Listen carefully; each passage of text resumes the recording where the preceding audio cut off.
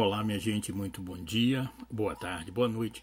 Conforme seja a hora que você esteja vendo a postagem desse vídeo, como sempre em cada vídeo eu gosto de me apresentar, se é que você não me conhece. O meu nome é Jaime Viana e eu sou mais um entre os milhares a batalhar pela fé que uma vez foi dada aos santos, tá certo? Gente, eu tô passando aqui rapidamente, né, fazer uma sequência de 2 vídeos com um propósito que Deus colocou na minha mente, no meu intelecto, e como muitos dizem no cotidiano, como muitos dizem por praxe, no meu coração. E um deles é relacionado a algumas perguntas que já me fizeram. E eu queria aqui esclarecer uma coisa, eu queria aqui dar a minha opinião, porque até esses dias atrás eu vi um vídeo concernente a essa questão, falando sobre Moisés. Eu quero antes falar também, como as pessoas falam sobre Moisés, mas eu quero falar primeiro esclarecer. Moisés foi um homem que foi tirado da sua família devido à perseguição que existia naquela época com relação aos filhos de Israel, porque os filhos de Israel haviam crescido de maneira exorbitante. E o faraó que agora dominava naquela época, isso a gente pensando em termos daquela época, o faraó estava começando a ficar com medo, porque viu que aquele povo crescia de maneira assustadora. Crescia até mais rápido do que uma massa sendo levedada, ou uma massa quando ela era, como se diz, acrescentada no fermento. E o povo de Israel estava crescendo de maneira assustadora ali no Egito. E eles, com a intenção de parar aquele povo, isso eu falando com relação a Moisés, para você entender, foi que eles fizeram. Deixaram como um decreto e chamaram todas as parteiras de Israel e disseram a ela aquilo que você já sabe. Quando você lê o capítulo 1 e o capítulo 2 de Êxodo, você vai entender isso aí claramente. Né? Que mandaram que toda criança que fosse macho, que nascesse macho, deveria ser morta. Mas houve uma parteira que ela teve temor de Deus e quando nasceu a criança, o Moisés propriamente dito, quer dizer, aquele que é tirado das águas, né? O Moisés propriamente dito, quando nasceu Moisés, ela viu que a criança era... Eu só posso explicar que é por Deus. O que o escritor de Êxodo diz é que ela viu que a criança era formosa, alguma coisa parecida, e escondeu aquela criança. E depois de alguns meses, a mãe já não podia mais cuidar de maneira secreta, pegou ele, colocou em uma cestinha ou num junco, né? Colocou e largou às margens do rio. E ela ficou olhando. Até que ela foi parar no local em que a filha de Faraó estava tomando banho. Você sabe o resto até aí, você sabe dessa história. Mas aqui eu quero falar sobre Moisés. E Moisés é uma figura também do crente no dia de hoje. Do cristão, cheio de defeito, porque as pessoas têm aquela ideia de que quando você vem para Cristo, acabou todo o sofrimento, acabou todo, como é que se diz? Acabou todo o defeito. Nós temos que ser podados todos os dias. Eu quero me lembrar o que Jesus disse no capítulo 15 do Evangelho de João. Não foi vós que escolheste a mim, mas eu vos escolhi e vos nomeei para que vade, disse o Senhor Jesus, e dei frutos, e o vosso fruto permaneça. E ainda, nesse mesmo texto de João, no capítulo 15, ele nos diz o seguinte: todo aquele que está limpo, olha, eu vou limpar mais ainda. Quer dizer, é algo contínuo, a salvação é algo que tem que ser cuidado todos os dias. Porque muita gente tem essa ideia errônea, eu agora não peco mais, e isso é uma mentira usada pelo diabo. Porque depois que a pessoa peca e o pecado entristece a pessoa diante de Deus, quando a pessoa tem consciência do pecado e quando ele peca e aquela tristeza vem, não a tristeza da carne, mas a tristeza do espírito por haver quebrado o elo com o seu Salvador, por haver, como é que se diz, transgredido o amor de Deus, transpassado a graça de Deus sobre a sua vida. Então tem muita gente, tem muita igreja que diz por aí que você aceita Jesus, você não peca nunca mais. Isso, olha, a Bíblia não diz isso para mim. A Bíblia diz em 1 João que se nós pecarmos, nós temos um advogado para com o Pai. Mas antes disso, o texto diz assim mesmo: estas coisas eu vos escrevo para que não pequeis. Mas se nós pecarmos, temos um advogado para com o Pai, Jesus Cristo, aleluia. Esse é o advogado que nunca perdeu uma causa. Então vamos estar diante de Deus conforme o Senhor nos coloca, com entendimento na sua palavra, para que tristemente não venha se cumprir em nossa vida o que está lá em Efésios 4:11. O que está lá em Efésios 4:11? Não, 4:14, perdão. O que está lá em Efésios 4:14 é para que não sejamos mais meninos, levados por todos os ventos de doutrina. Ou seja, se aquilo que a gente está aprendendo ela não está alicerçado na palavra, vai cair mais cedo ou mais tarde. Aí eu volto agora a frisar aqui, continuar a contar a história de Moisés, porque quando você começa a falar do amor de Deus, vem tanta coisa na sua cabeça, o Senhor começa a colocar texto para alertar sua igreja, o Senhor começa a dar palavras, aleluia por isso. Né? E eu volto sempre, como eu digo sempre nas minhas mensagens, quando eu falo minha, mas na verdade é inspirada, creio eu, em nome de Jesus, pelo Espírito Santo de Deus, porque se eu viesse aqui para falar de mim mesmo, é como eu já disse certa vez, quando eu fiquei durante um tempo numa igreja em Salvador, e a pessoa que estava lá disse, mas graças a Deus que você atendeu o ministério, você atendeu o chamado. Eu disse, gente, olha, eu estou aqui, porque eu estou cansado de não fazer nada. Eu não esperei, eu não ouvi o chamado, eu não ouvi Deus falando comigo, mas eu vim porque eu creio na necessidade de passar para frente aquilo que um dia eu recebi de Deus. Isso é anunciar o Evangelho.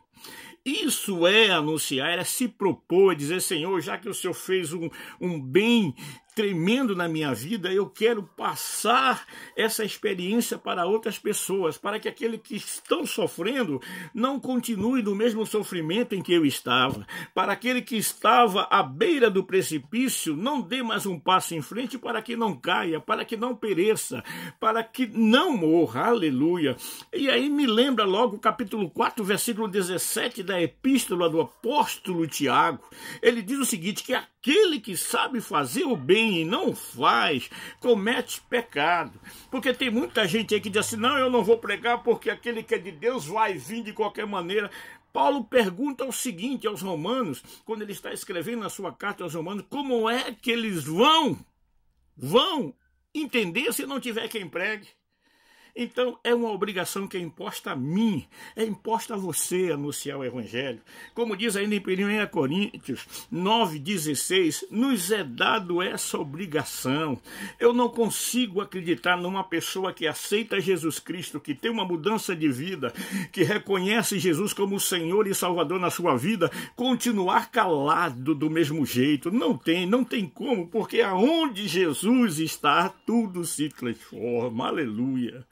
Então eu digo para você, eu não recebi chamado, ao menos alguém diz, não, mas você tem um chamado. Eu tenho a obrigação, eu tenho o privilégio, eu tenho a oportunidade, eu tenho a brecha, a misericórdia que Deus me abriu para que eu pudesse falar deste amor, aleluia. Então, gente, Moisés cresceu, volto a falar de Moisés, porque é uma coisa que nos toca verdadeiramente. Se você estiver em sintonia com a graça, com o Espírito, você vai entender o que é que eu estou lhe falando. O que acontece é isso. Moisés, já no capítulo 2, depois de crescido, ele sai, vai ver o seu povo, como é que o povo está sofrendo, os seus irmãos. E ele vê um egípcio maltratando um dos seus concidadãos, um dos seus, como é que se diz, um dos seus parentes, né? Vamos colocar desta maneira, um dos seus irmãos, um dos seus conterrâneos. Essa é a palavra correta. E o que é que acontece? Moisés, então, defende aquele que era o mais fraco e pega aquele egípcio, se mata e esconde o seu corpo sobre a areia. Aqui Moisés cometeu um crime, Moisés cometeu um assassinato. Ainda não existia a lei naquela época, mas se a lei já estivesse em vigor naquela época, Moisés seria digno de morte porque tirou uma vida. Mas Deus, como nos diz o capítulo 4 do livro de Romanos, Deus é o Deus que chama as coisas, 4,17 de Romanos, Deus é o Deus que chama as coisas que não são como se já fossem. E quando Deus levanta, quando Deus escolhe, aleluia, quando Deus determina, quando Deus abre a porta, não há corrente, não há legião, não há inferno em peso com toda a sua hoste que possa fechar esta porta, porque a porta que Deus abre, ninguém fecha, aleluia. E agora Deus estava ali, já estava olhando para Moisés, porque era de Moisés que ia ser o libertador do povo. E o que é que acontece com relação a tudo isso? Depois nós conhecemos que já no capítulo 3, Moisés está lá, já havia fugido de Faraó, foi pegar uma das ovelhas que estava por detrás do monte e ele ouviu uma voz que disse para ele, tira o lugar como é que se diz? Tira a sandália dos teus pés, porque o lugar que você está é santo. É o capítulo 3. E depois daquela conversa, ainda no capítulo 3, Moisés pergunta, e quando me perguntarem quem é que mandou? Então somente o Senhor disse, diga eu sou, foi que mandou você falar ao povo de Israel. Eu estou dizendo uma coisa aqui a você, meu amigo, minha amiga. Deus me mandou dizer a você nesta hora que essa vida de tristeza, essa vida de angústia, essa vida de derrota que você tem levado, Deus está dizendo para você agora que você pode fazer a mudança vir sobre a sua vida. Basta você crer, basta você acreditar, basta você entregar o seu caminho ao Senhor e Ele vai mudar a sua vida. Aleluia, graças a Deus. Bom, vamos fechar agora aqui, capítulo 32 de Deuteronômio, muito tempo depois, consequência de mais uma vez em que Moisés havia pecado diante de Deus.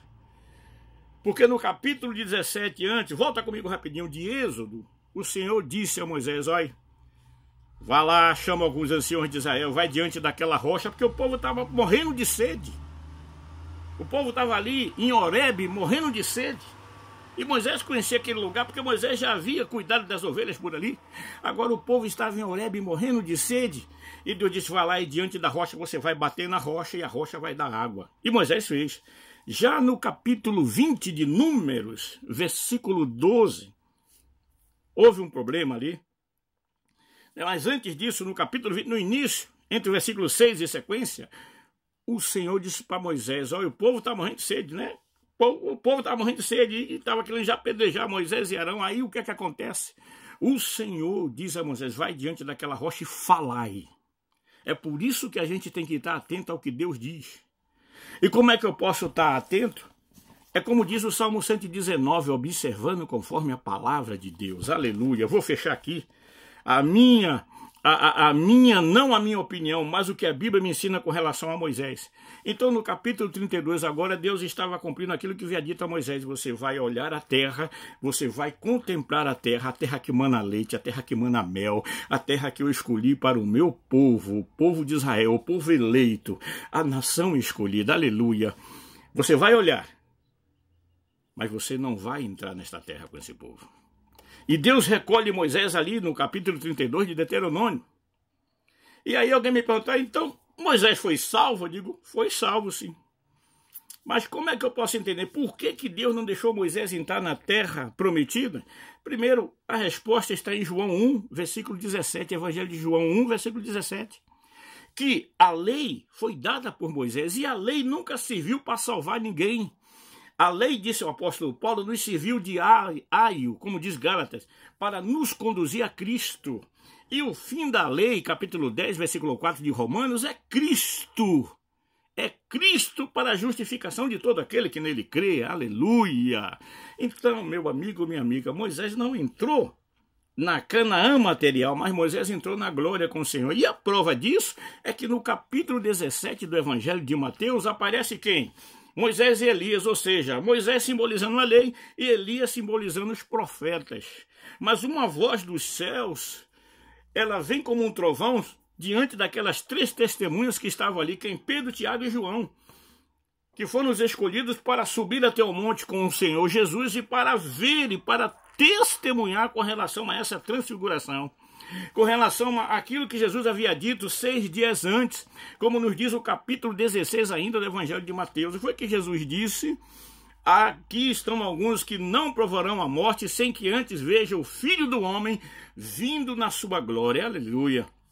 E agora 17, aparece Moisés e Elias conversando com o Senhor, e uma voz dos céus que dizia: esse é meu filho amado, a ele escutai. Então está aqui, eu digo para você por que Moisés não entrou na terra prometida, porque a lei a qual Moisés simbolizava, ao qual Moisés fazia tipologia, a lei só servia para mostrar ao homem que ele era insuficiente para alcançar o padrão de vida de santidade escolhido pelo Deus Criador do universo.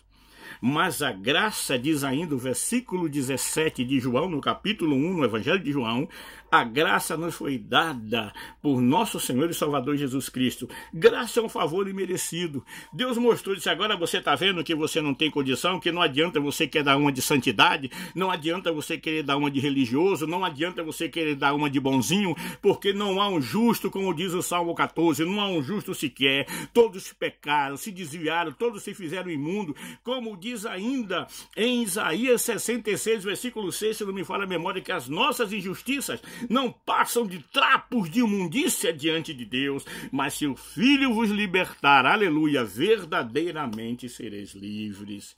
Então eu digo para você que está passando situação, está passando crise, que está sendo bombardeado na sua mente pelo diabo a todo instante, dizendo: você agora pecou, você não tem mais salvação, não tem mais condição para você, vai ser condenado pela igreja, você vai ser esconjurado pela igreja. O sangue de Jesus Cristo, que um dia foi derramado na cruz do Calvário e que venceu a Satanás, é que nos ajuda a vencer todos os nossos pecados. Tá certo? Então, meu amigo, minha amiga, eu não vou me exceder, pelo amor de Deus, me perdoe, eu passei um pouco daquilo que eu queria, mas a graça de Deus fluindo é algo maravilhoso. Eu quero dizer a você que há esperança, há solução para todo e qualquer problema que você está passando.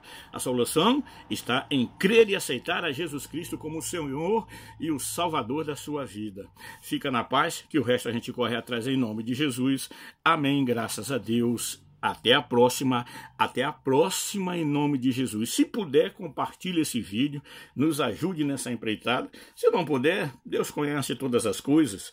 Ore por nós, nos siga no Face, nos siga no YouTube. Bom, faz aquilo que o Senhor tem colocado na sua vida. Amém? Muito obrigado. Fica na paz, que o resto a gente corre atrás em nome de Jesus. Amém. Graças a Deus. Até a próxima. Amém, Jesus. Amém.